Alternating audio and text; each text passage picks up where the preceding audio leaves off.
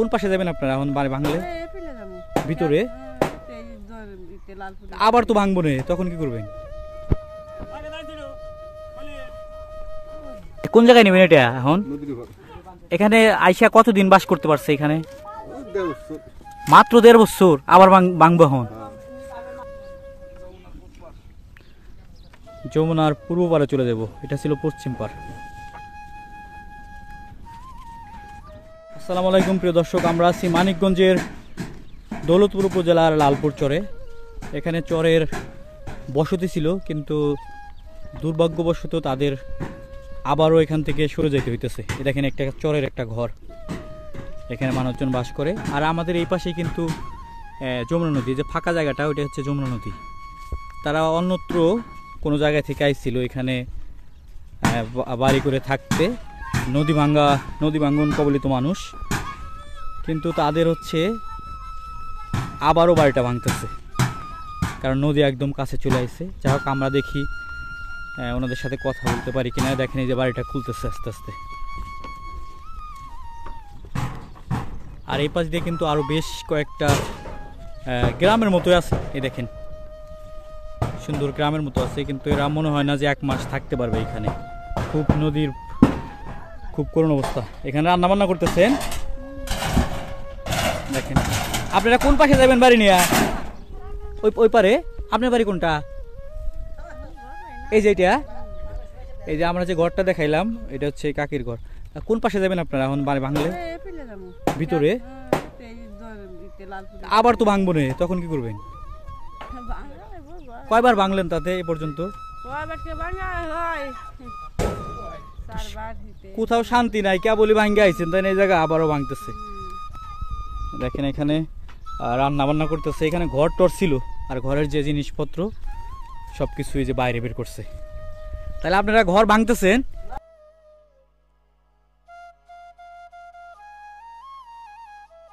তাহলে আপনারা হচ্ছে এই যে ঘরগুলো এখন কোথায় নেবেন? কোন পাশে? ওপারে। দেখেন ঘর সরা এখন নদীর উপরে, জিনিসপত্র এক এক করে ওই যে নদীর দিকে নিতেছে। যেহেতু ঘর ভাঙতেছে, রান্নাঘরও ভাঙছে, তাই বাইরে রান্না বান্না করতেছে। আর হচ্ছে দেখেন এই যে ঘরের যত আসবাবপত্র সবকিছুই বাইরে। এই যে ঘরের বেড়াটারা সব খুলে ফেলছে। আর এদিকেও কিছু কয়েকটা বাড়ি আছে, তারাও হয়তো কয়েকদিন না কয়েকদিন থাকতে পারে, তার শিওর নাই। কারণ আস্তে আস্তে নদীর দিকে যাই, দেখাই যে এই জিনিসপত্রগুলা নিয়ে যেতেছে আস্তে আস্তে।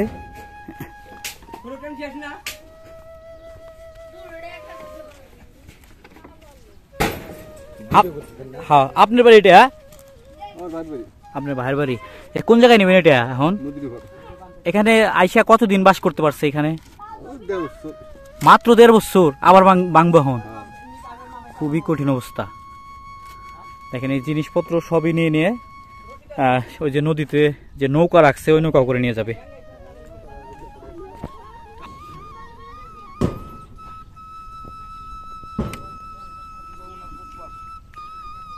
যমুনার পূর্ব পারে চলে যাব, এটা ছিল পশ্চিম পার।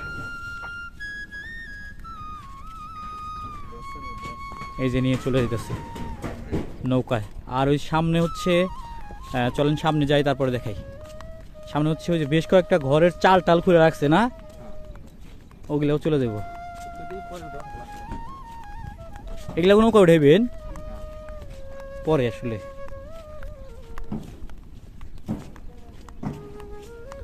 ওই সামনে হচ্ছে আমার বন্ধু আনিসও আছে।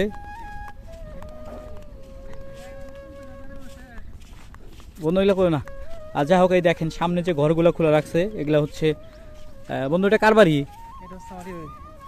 চাচার বাড়ি। এখন কি ওই পারে চলে যাবো? অল্প কয়েকদিন বলে থাকলো, 1.5 বছরের মতো। তাহলে কোথাও শান্তি নাই। মানুষজন দেখছেন এখানে এসে বাড়ি করছে, যে চর অঞ্চলে একটু থাকবে, কিন্তু তাও থাকতে পারতেছে না। এই যে ঘর টর দেখেন সব খুলে রাখছে। ওই যে কোদাল, এই চাল টাল সব খুলে রাখছে। আপনি কি নৌকার মালিক মনে হয়?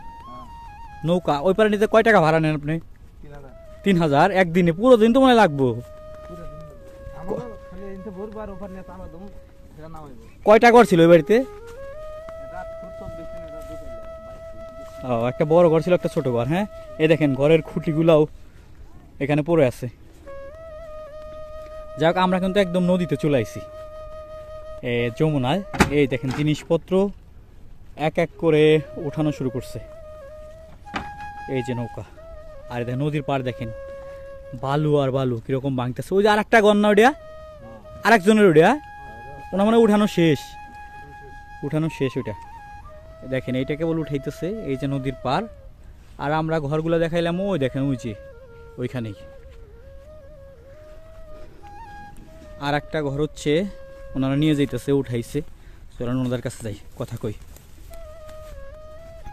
ও চাচি, এ বাড়ি কি আপনার? এ বাড়ি কি আপনার? ও, আপনি কোনো নৌকায় কে তাহলে? আমার মামু দেখি আবার। এই দেখেন এটা হচ্ছে, এইখান দিয়ে নাইমে নাইমে চাল টাল খুব কষ্ট করে উঠাইছে। তাইলে দেখেন একটু নামি কষ্ট করিয়া, যদি নামি এখান দিয়ে কষ্ট করিয়া দেখেন, এই যে এই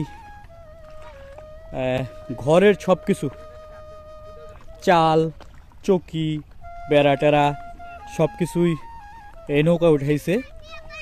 এখন নিয়ে যাব হচ্ছে পশ্চিম পূর্ব পারে। ওইখানে কি মামু? এই হচ্ছে আমার মামু, মামুর হচ্ছে নৌকা। মামু, এ কার বাড়ি এটা?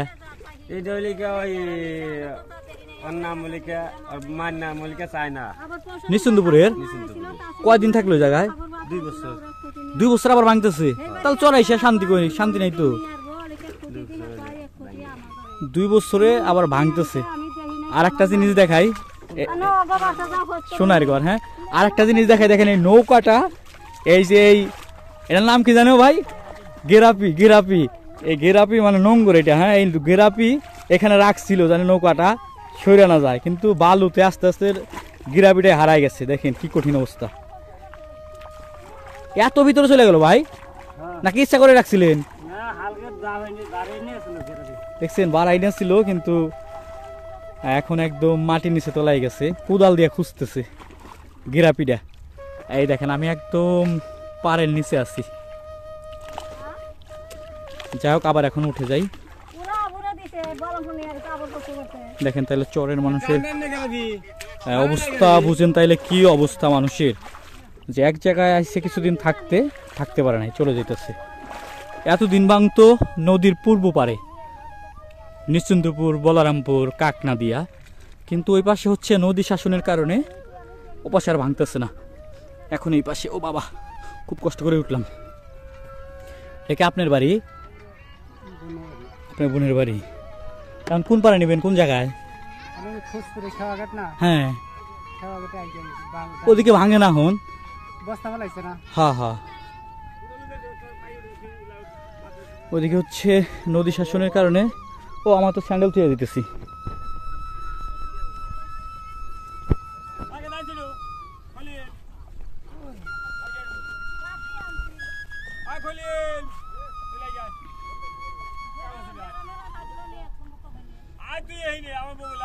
দেন না মায়া, টিন শক্ত আছে।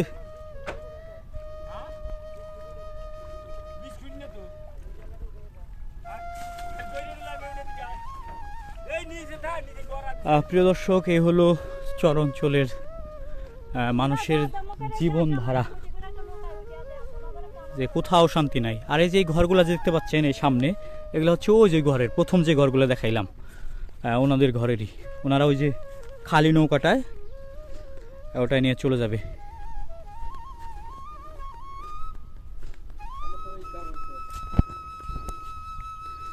দেখেন এই যে এখানেও কিন্তু ঘরের ভিটা ছিল, তারা আগে চলে গেছে, কারণ নদী যে এত দ্রুত ভাঙে, ঘরবাড়ি সরানোর মতো সময় দেয় না, এ কারণে আগে চলে গেছে। ওই দেখেন কিভাবে ঘরটা ভাঙতেছে।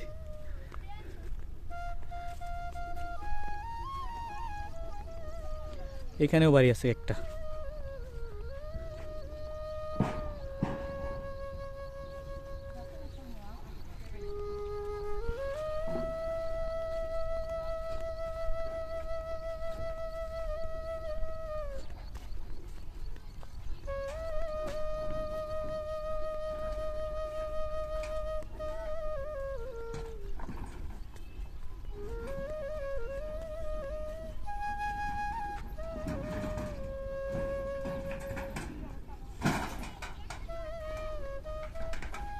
দেখেন এই যে ভাঙে ভেঙে নিয়ে যেতেছে।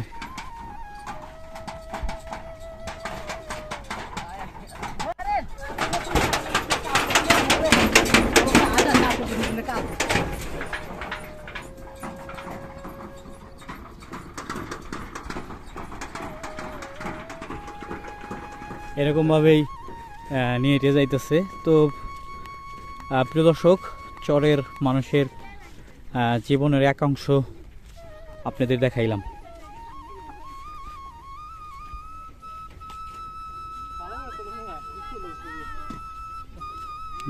তো সবাই ভালো থাকেন, সুস্থ থাকেন। আজ এই পর্যন্তই। আল্লাহ হাফেজ।